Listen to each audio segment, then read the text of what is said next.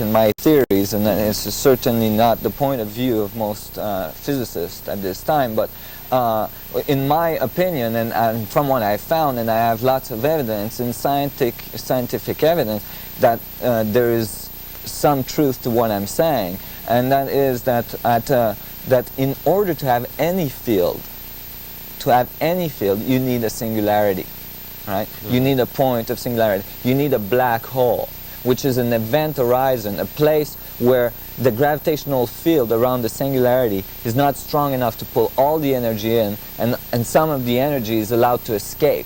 So when we're looking at it from this side, we see it as an atom, as a sun, as a center of a galaxy. We know that all centers of galaxies are black holes.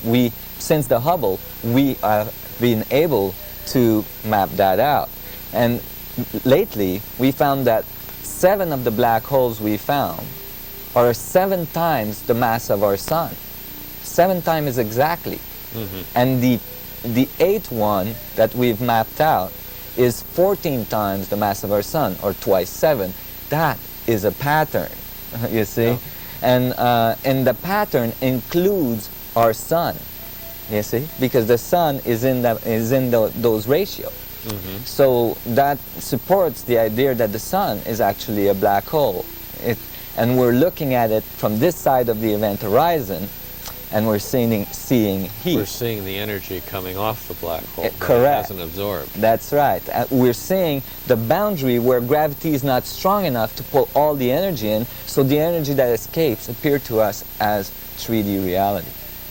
That's incredible. It's very exciting. Is there a way to harness this energy? Yes. You see, there's another... So, without getting too lost in the whole... in the whole theory of it, there's a... Without getting too lost in the whole... in the whole theory of it, there's a very interesting... we got to understand now that what I'm saying is that infinite fits in finite, right? Because we've got a singularity inside a boundary.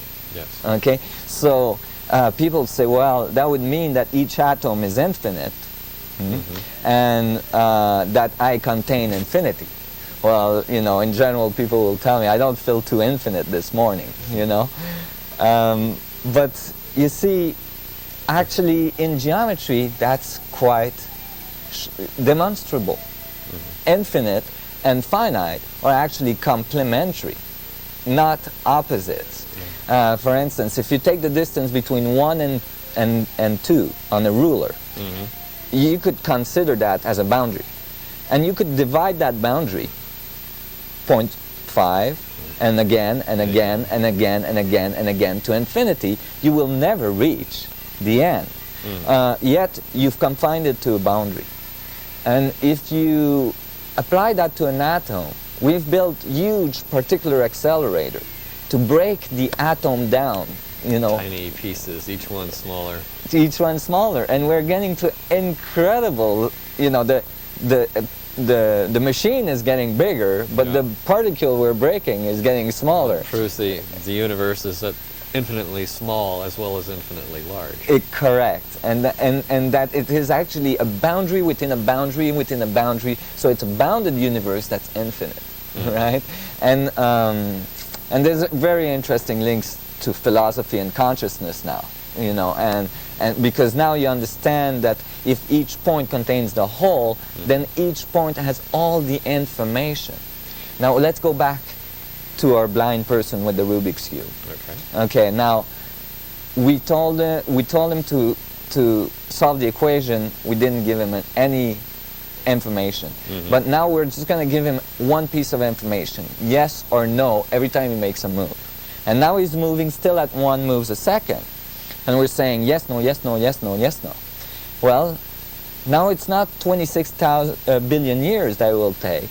It will only take him 2 minutes to finish the equation, to finish the cube. And so we've got a drastic time differential. So if we, then it starts to make sense. Oh, the Earth came together in 12 billion years, you see? It starts to fall into the possibilities. So the atom actually knows, yes, no, yes, no. It knows. It has these patterns. It's learned before, so it has information. It's retaining information, and it's connected, interconnection in space. It's connected to all other atoms because each one is a center. Get this: if it's a boundary within a boundary within a boundary to infinity, there is no point from which I can connect or calculate a center. So each point is the center. Each point contains the whole. Each point is a point of stillness that maintains the spin. Without the stillness, no spin can occur. And all we see is the spin, not the stillness. We see what radiates from the singularity, from the stillness, the eye of the hurricane, the eye of the galaxy. Then it's possible to tap energy from each individual point. Yes. There's definitely a possibility to do this, and we have to understand a little better now that, you see, well, let's continue on how, before we get to this, just so we understand better, how infinite fits in finite. So I give the example of the ruler. Well, in geometry, how would that look? Well, let's take a look. On the computer, I can generate, this is called the Koch curve. It was a mathematician that mapped out the first fractal systems. And here we see a boundary, yes, and in that boundary, we've put a triangle, an equilateral triangle. And then we put a reverse triangle in it. We continue with the next frequency, and we have the same geometry. Everybody sees here, we have the same geometry. And then again, the same geometry. But now it's important to keep adding the boundaries, all information in all points, boundaries within boundaries. And again, the next level of boundaries, and again, the next level of boundaries. And now I got lazy, I didn't put them all around. And then it gets so small we can't see. But you see, if I give this to a computer, the computer can go crazy with this equation. I will never exceed my initial boundary. I've fit infinite into finite. This can be done in 3 dimensions. The boundary could be a sphere, and the triangles tetrahedrons. And this is where my geometry, the mapping of the basic geometry, or the root geometry, what I believe is the root geometry of the universe, started to come out of my work.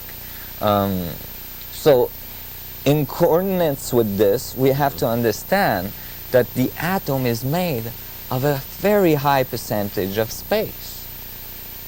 That's true. That's The right. atom is mostly space. Mostly space, 99.99999%. The 0.00001% we call reality is an electromagnetic wave, light. So we could define reality as a little bit of light jiggling in space. Well, there's been a lot of evidence that space is actually not empty, but that it's full. And it's full of an energy that creates the atom, according to me. Okay? This is the energy that creates the atom. It's known in quantum mechanics as the 0-point energy. And it's thought to be in flux. So you would define space as being full of energy instead of having hydrogen atoms interspersed every second. Well, the hydrogen atom emerged from the energy of space. You see what I mean? Yeah. And so, because you know, even with the Big Bang, where did the atom come from? Right? Where did that big ball of atom come from? Must have emerged from something. Well, you don't have anything else than space. Okay? So space is full, not empty. Well, even Einsteinian physics, energy creates. Yes. Einstein believed in the fullness of space. In some cases, he mentions it. He talked about a heater. It was known as a heater at the time, and Maxwell's equation and so on showed this. And lately, the Casimir effect showed that the fullness of space. See, it's people ask, well, how come we can't detect that energy? Well, it's really difficult to detect an energy that's in everything at such a high percentage. You see, because even in the instrument you're going to use to detect it, it's in it. Yeah. So you set the instrument at 0, and in fact, it's 100% because it's made of that energy. Contains the same energy. That's right. And so you would need a filter to pass through the energy that exists in the equipment. Exactly. Well, that's what Casimir said. He said, well, just a minute, if we put two plates close enough together, a micron apart, the long wave of the energy in space, the 0 point, won't be able to get in between the plates. And we should get a pressure effect on the plates together because the long wave will be outside of the plates.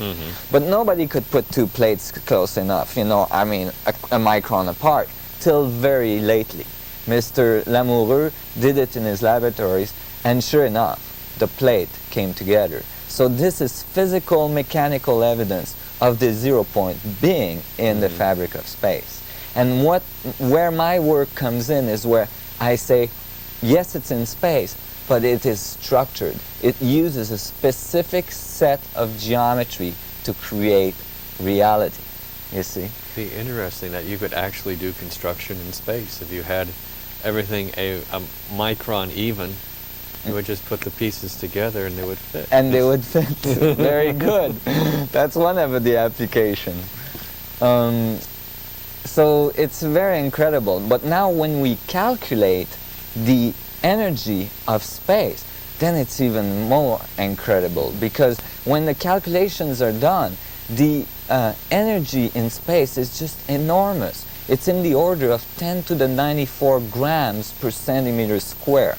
Okay, that's the density of space, 10 with 94 zeros.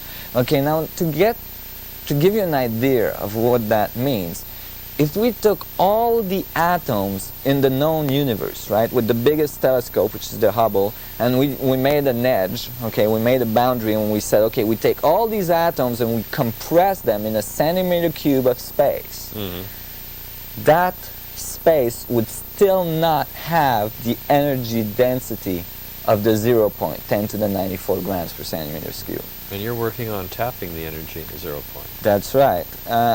So my theories has been that if then it has a structure, because you see, when it creates reality, it creates it under very specific structures.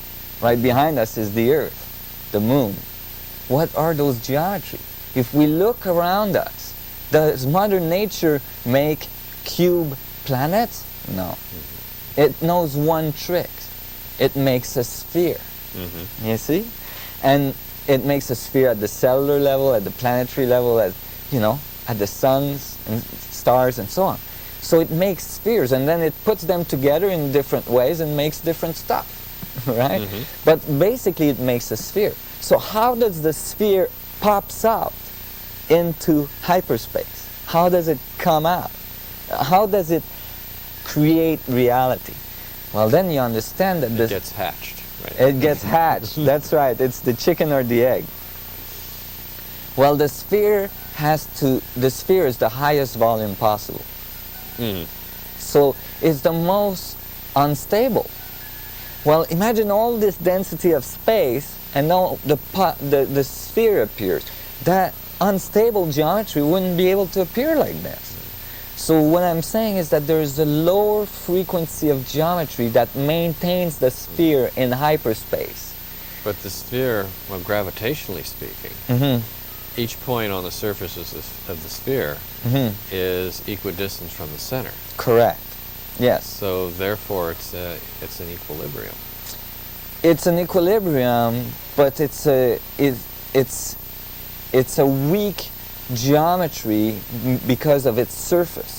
You see, its surface is the largest surface possible. So it's unconceivable that this large surface could emerge out of this density of space. That's what I'm saying. it must be maintained by a lower frequency of generated by a lower volume to maintain it. And there is evidence in space of this lower volume existing in the spheres of planets and suns and so on. And what I'm saying is that the lower lines of force that maintains the sphere in space is the tetrahedron. And the tetrahedron is the smallest volume possible. Here is an isotropic vector matrix. This is a three-dimensional then tetrahedron. It's made of 4 faces that are equilateral triangle, and it's actually the smallest volume. Okay? Thus, the more stable volume, the most stable volume. And what I'm saying is that the sphere emerges because of 2 tetrahedron in hyperspace, a male and a female tetrahedron, polarizing the sphere, and then the sphere emerges. And it's very good that you spoke about the equilibrium, because when you put 8 tetrahedrons together, you get a geometry that's called the vector equilibrium, which is the only geometry in full equilibrium in all vectorial possibilities. And so this, as I moved through my mathematics and the geometry, I ended up building what I believe is the basic grid of time and space that generates the sphere, which is a 64 tetrahedral grid that makes a vector equilibrium in the middle. So what I'm saying is that in the middle of this is a vector equilibrium. And today we don't have time to go into many details in this, but it emerges from the center, and this is basically 2 isotropic vector metrics pushed into each other. 2 of these, which Buckminster Fuller, a geometrist, very famous geometrist, believed to be the basic mathematical blueprint of the universe. And basically what I've done is I've put 2 of these base to base together, and I've added 24 tetrahedrons to give a 64 tetrahedral grid, which I'm showing you here on this crystal. And you have 4 more tetrahedrons on the inside. Here I'm showing that there is an asymmetry in the middle of the matrix. Let me show you maybe on the computer, but at the same time we'll move a little bit through some of the graphics I'm going to show you, but I'm going to show you what these were very significant, because this is half of a vector equilibrium. It's half of this geometry. The ones that are blue, you see, are half. Why don't of this. planets come out like this than a sphere? Because this is spinning. Ah, very good. And so when spin is added, the sphere emerges, which is the highest volume possible. And that is the curve, the curvature of space. So let's take a look a little bit here. And we saw the Bosch curve, and interestingly, as we see through the crop circle, they seem to, whoever is doing these objects in the hay, I mean, that's a big jump we're doing right now, but let's take a look here. Well, this crop circle occurred last summer, and whoever is doing this is definitely not 2 old Englishmen stomping in the hay. With boards on their feet. That's right. Here the crops are actually woven to show actually in 3 dimensions the double star tetrahedron that I was talking to you about, and it gives the geometry of the Koch curve that I just showed you, how infinity fits into finite. But no, there's no circle around the outside. However, the boundary is implied because the circles here would be where the next frequency on the holographic grid would be. And so the circles are implied in the boundary. This is very encouraging for my research, that there's actually whoever is doing these things, and I'm not going to postulate on this, but they're trying to tell us something about hyperspace, as I understand it. Imagine that you open a comic book and that the people in the comic book were alive. And you wanted to tell them you're here, but now you're screaming at them, they're looking up, they're in 2D, they can't see you. So what do? You make them a little drawing. And maybe in the drawing you would give them the geometry of your reality. Maybe that would be a cube. And they would understand, oh, the person that's doing this is in another frequency. And maybe you could give them the information on how to get to 3D. So this is a crop circle that occurs again a little later on, almost about 2 weeks later after the other one. So the people that are doing this, whoever that are doing this, were insisting on that geometry. And interestingly, when you take the central part of that crop circle and you overlay the octahedron cavity of my crystal, when you have the 64 crystals put together, when you overlay that geometry with the right rotation, the octahedron cavity makes exactly the central piece. So the crop circle actually gives you all of the information to build that crystalline structure I was talking to you about. So I thought that was kind of interesting. So the creation of crop circles is intelligently guided. It seemed to be, you know, there's a lot of evidence that support the fact that these crop circles are not the result, you know, the hoax are easily detectable. The one that don't have hoax that are not hoax or that genuine seem to have high level of neutrinos in them, which is usually created by nuclear fusion, certainly not in nature. There's clumps in the earth afterwards. There's all sorts. There's change at the molecular structure in the hay. That's the detection of magnetic fields. There's a detection of magnetic fields. So there's all sorts of interesting phenomena. Now that previous circle, someone once told me, the previous crop circle yes. that you showed, that is actually the equation for infinity, or? Yes. Well, that's what I was showing you earlier, is that Bach curve that you can continue to infinity and still have a boundary around it. So it's really interesting that they're showing that specific geometry that I have been using for years to map out the geometry of space-time, of hyperspace. So, you know, my belief is that they're trying to tell us about the geometry of life or the geometry of the universe. Do you find this geometry in other structures on the planet? Yes, or in other structures in the universe.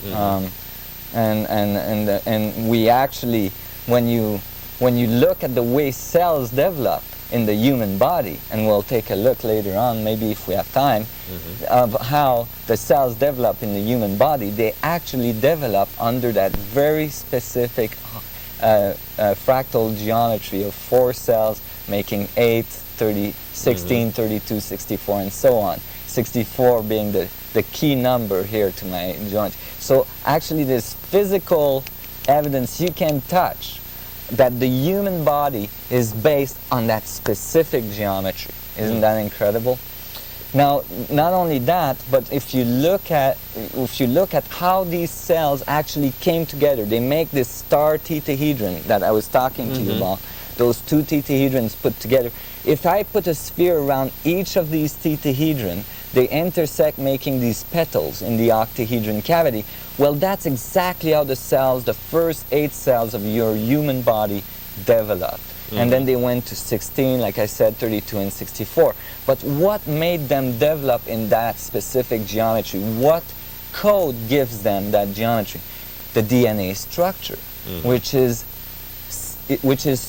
20 amino acid that is generated by 64 codes, the codons. The 64 codons that generates the DNA structure. So again, you get all that same mathematics. It's all there, even at the human level, at the human body. And that's where, in philosophy and in understanding of consciousness, it starts making sense. All information in the universe generating atomic structure from which consciousness emerge, information emerge. So when we go back to the isotropic vector metrics from Buckminster-Fuller, here we can see it from 2 different angles. We find that if we isolate the octahedron cavities in the middle, if we that's just the space in the middle, we find these 4 ones that were in blue that you were asking about. Well, I didn't know what they were doing there, and it was an anomaly for me. And here shown in the whole isotropic vector matrix. Well, when you look at the universe is polarized, so they would have to be 2 isotropic, a male and a female, a positive and negative, atomic and anti-atoms, right, and so on.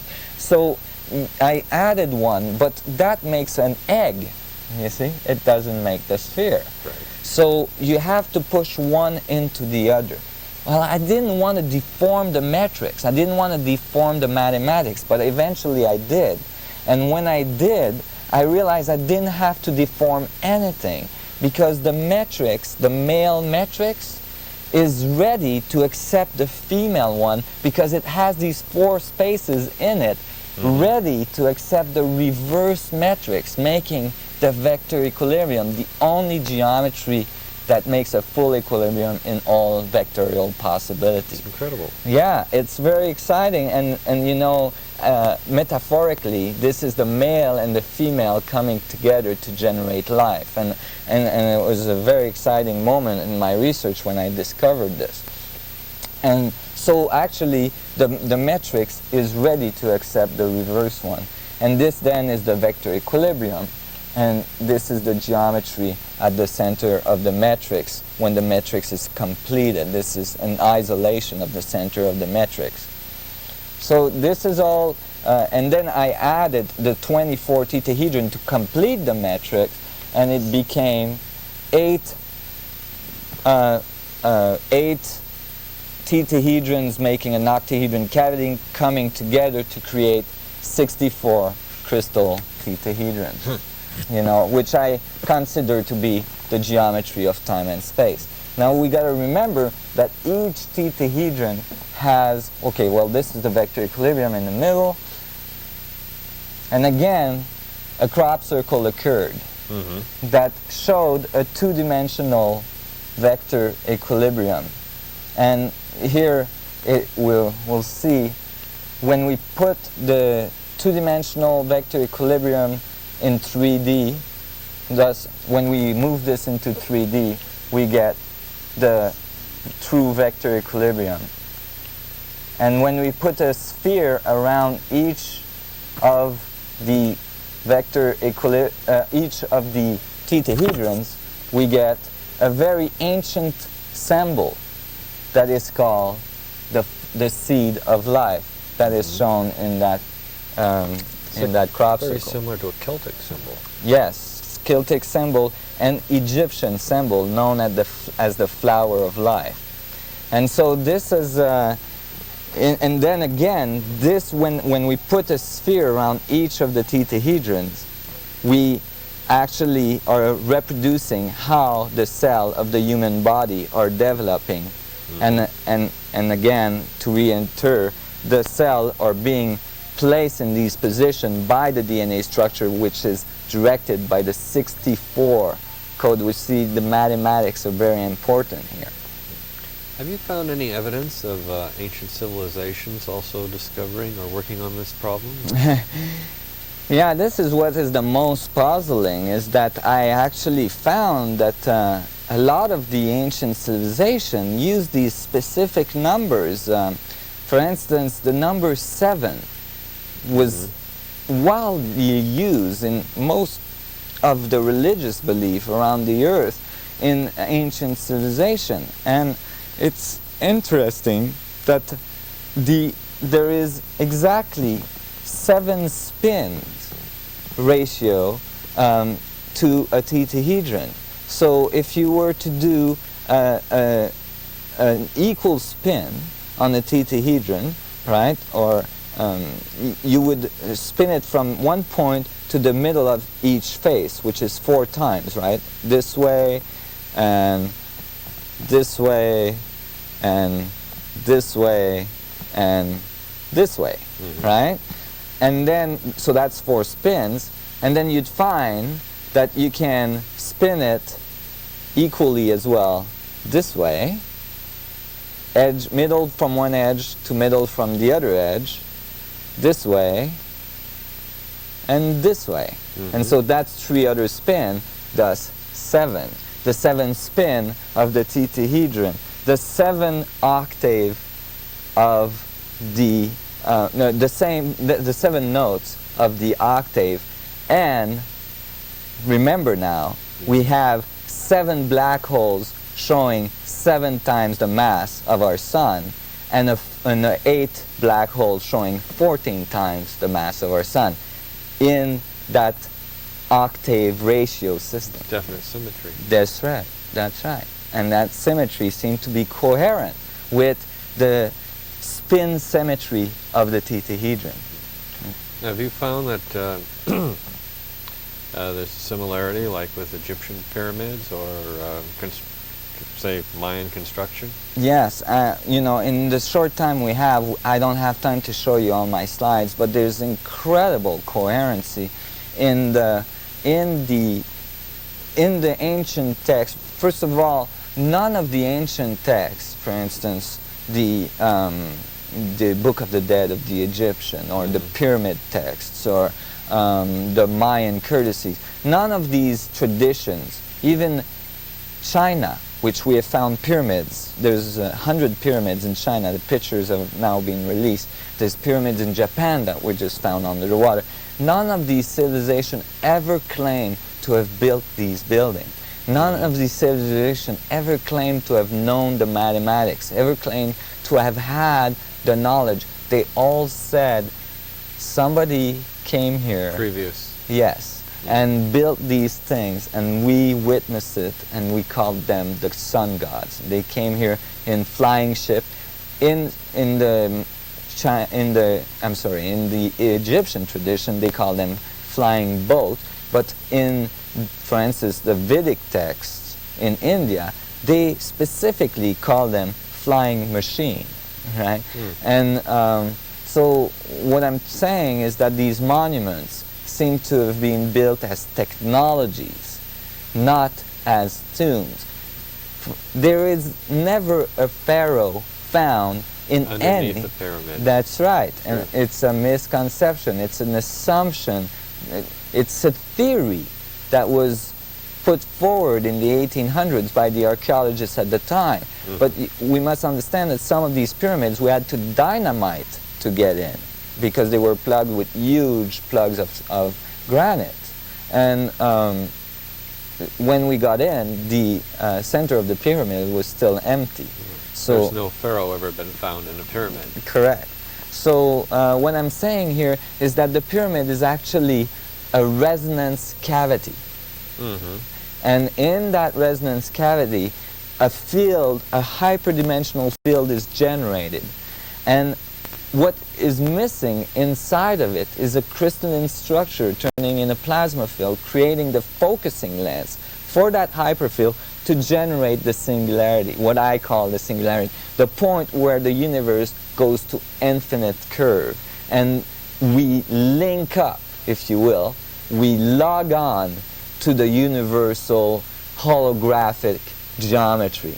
And now we have a link to the universe, an opening, a wormhole opening to us.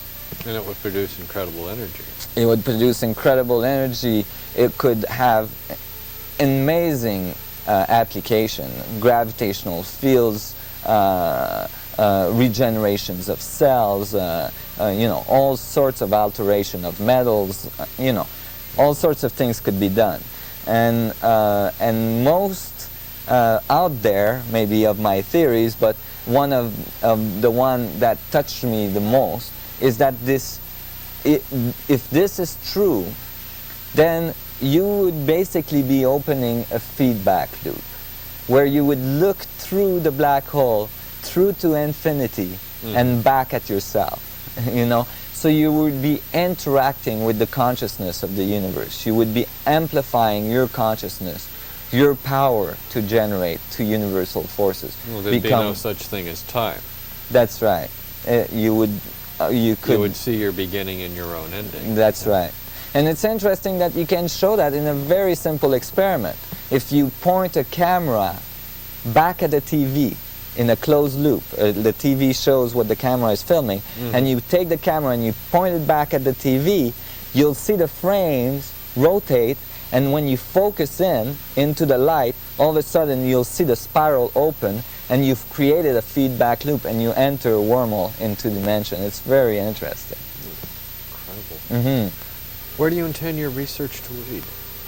Well, I'm looking at actually building this technology. You see, I believe that this technology was brought to this planet thousands of years ago, thousands of years prior to our written history, and that all the information to rebuild it was left in ancient texts. And I took a little bit of a different line of approach, but I certainly linked up with that information at one point, and it helped me tremendously to understand what I was dealing with. I actually believe that this technology was taken out of the pyramids by a person called Moses, that was son of Pharaoh for 40 years before he learned that he was Hebrew. And what do we find in the Hebrew tradition, in the Old Testament? What is the most what's the center of the Hebrew faith? An object that's called the Ark of the Covenant of God. And when you find, and so what is the word God in the Bible? It comes from a word, the tetragrammaton. Tetragrammaton. Theta for four, grammaton for letters or grammar, the four letters of God. But tetra can as well be interpreted as tetrahedron, and grammaton has an etymology of gram in relation to weight or an effect of gravity. So now we have something very similar to what I found. I mean, that's not the only thing that I based on to believe that this technology was a crystalline grid based on crystal tetrahedrons. But for instance, if we look at the Kabbalistic texts, we find that they give a specific geometry of the Kabbalistic tree, and I wish we had time to look at it today. But when you see the geometry of the Kabbalistic tree, you can decode it to give exactly this crystalline grid. Kabbalistic referring to Kabbalah, Jewish mysticism. The Jewish mysticism, exactly. So all the information seemed to be there. And where I'm going with this, to answer your question, I'm sorry I took a little detour there, is to bring us to a new level of technology. I think we're at a point where our technology is either going to destroy us, or we're gonna jump a wall. We're gonna go to a new level. You see, and I think the reason why our technology is mostly destructive is because we only understand the radiation side of the universe. We only understand from the event horizon outward. Yes, we don't understand the contractive side of the universe, what I call the general active side of the universe, what generates instead of what alienates, what radiates. And that is contraction, going to 0 Kelvin. What I'm saying is that in order for a field to occur in the 0 point, you have a pressure differential from 0 Kelvin to extremely hot at the event horizon. And that is what makes the curvature of space happen. It's a pressure differential in the 0 point energy that creates the field. And thus, thermodynamics are a loop. Extremely cold and extremely hot is a loop. And depending on where you are, you define it. One's the absence of heat and one is the presence. The presence, yes. And it's all in relation to your observation, in relation to the event horizon. There's evidence of this. If the sun is a black hole, well, get this. When you look at the sun, the corona of the sun is much hotter than the surface of the sun itself. Well, that's reverse according to our thermodynamics laws. The surface of the sun should be hotter than the corona, but it's reversed. So it seems to be getting colder as you get closer to the center. And interestingly, the surface of the sun is too cold and doesn't generate enough neutrinos to support the theory that the sun is burning because of thermodynamic fusion. And so yet, in a black hole situation, neutrinos could not escape. And so they would be a low percentage of emission of neutrino. What then is your opinion of cold fusion? I think cold fusion then, if proven, accurate, and there's cold fusion cells now that seem to be repeatable on a very steady base in different laboratories. I think all that's happening here is that there's a certain coherence in the 0 point. We're starting to tap into that field, and the coherence is not necessarily linked to thermodynamics. We don't necessarily need to heat up at incredible levels to generate the energy. We can just create a certain coherence in the field, in the flux of hyperspace, in the 0 point, and the energy downloads automatically. You could even call a generator a coherence in the 0 point. The N machine, for instance, from Mr. De Palma, Dr. De Palma. Oh, yes. Yes. It's in New Zealand. Yes. A magnet turning on its own. No differential magnets like in a generator. You got a magnet, another one turning, you got electricity. This one is turning on its own and generating electricity. It's creating a coherency. John Hutchinson in Canada makes a little cell where he crushes crystals and then heats them up and then zap them at high voltage, and then they start emitting electricity at a constant rate for 10 years or longer. And with no iteration, nothing. You just tap into it and you have, and so these are starting to show technology and evidence that it's possible to tap into that 0 point. So in the future we're going to have little tetrahedral cars that... Yeah, hopefully they won't have to roll. We'll have little tetrahedral spaceship. Spaceship. Yes, that will be able to alter or create gravitational fields and so on. See, do we sit on top of them on the point? Hopefully not. We'll hopefully sit around them and control it with our consciousness, control the direction of the field with our consciousness. It will be directly linked through the 64 codons of our DNA structure into our being through our consciousness, and it's called symbiotic technology. And that might sound very out there, but the militaries now have made some symbiotic technology with their fighter planes that are so sensitive that they have to be controlled by the mind of the pilot himself. And as the computer is linked with the wave brain, and the computer is directing the ship through the wave brain. Brainwave, I'm sorry. And so it's, this is not, I'm not talking of something that's very far in our technology. Symbiotic technology is coming along.